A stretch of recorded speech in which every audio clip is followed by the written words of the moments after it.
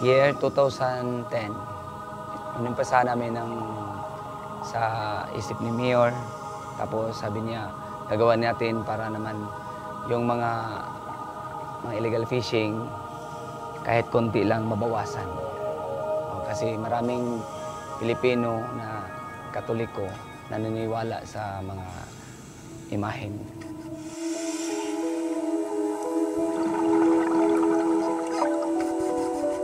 Nilagay namin doon para naman mabawasan at saka protection sa mga tao na nagsamantala sa kalikasan. Dito ginagawa sa mainland yung sa grotto, imahen. Tapos transport namin doon, nilagay sa balsa, malaking balsa. Tapos hinihila ng 3-4 na pampboat, malaking bangka. Hinihila patungo doon. Tapos nilagyan namin ng mga pampalutang, yung mga malalaking drum, siguro around 13 to 14 drums para pampalutang. Iniisa-isa namin kinukuha yung drum para unti-unti siyang bumababa at malagay namin sa ilalim.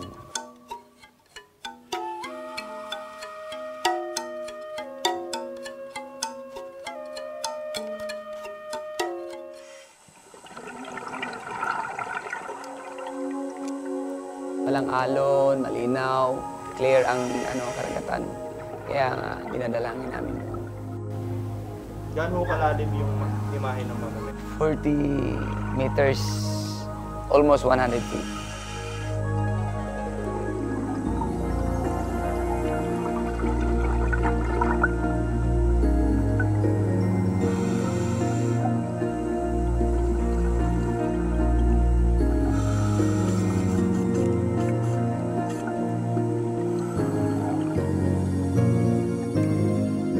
Mga tao namin doon sa mga ilan barangay na talagang dyan namin ilalagay, happy naman sila.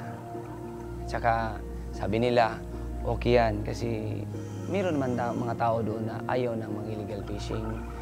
Tapos marami talaga ang pumupunta. Kasi yung mga barangay island, kailangan talagang protektahan ang mga bawat area nila.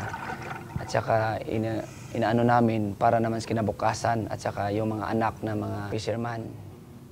Alam namin na kailangan nilang madali ng huli, yung illegal fishing is easy to get. At saka kailangan din nila ng marami, pero hindi yan ganyan kasi pag marami ang kinukuha mo, bawal yung mga dynamite, yung ganyan, nasisira yung mga corals at saka yung ibang maliliit na mga isda na nasisira.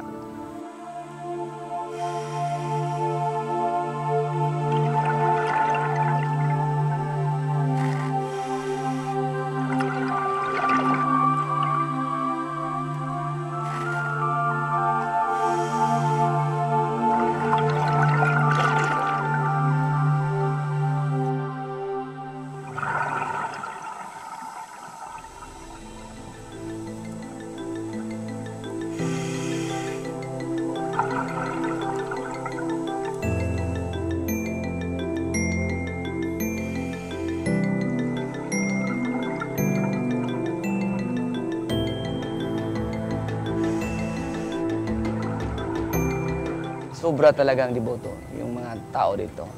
Kahit yung sabi nila, ganyan, protekta sa kalikasan natin, talagang maniniwala ang mga tao. Napaka-devoted ang mga tao dito. Sobra.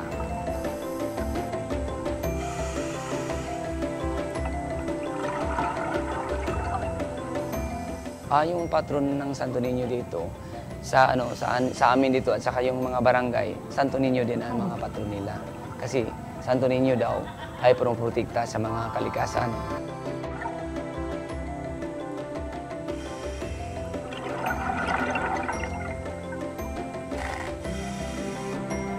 Yung Mama Mary at saka Santo Niño, pareho lang yung ang taas, 12 feet to 13 feet. Then ang bigat nila, yung Mama Mary is 3 tons, so 3,000 kilos. And then, yung Santo Niño is 4,000 kilos, yun, 4 tons.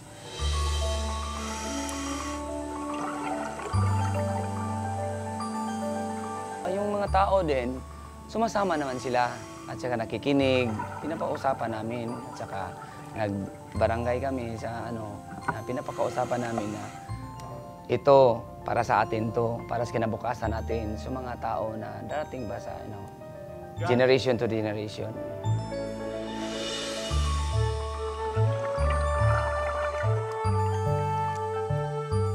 At saka every year, nagpupunta kami doon, nag-pilgrimage kami, yung September 8. Marami talagang pupunta doon. At saka marami mga tao doon na mga illegal fisher dati na sila mismo pumupunta at nililinis nila yung imahe sa ilalim.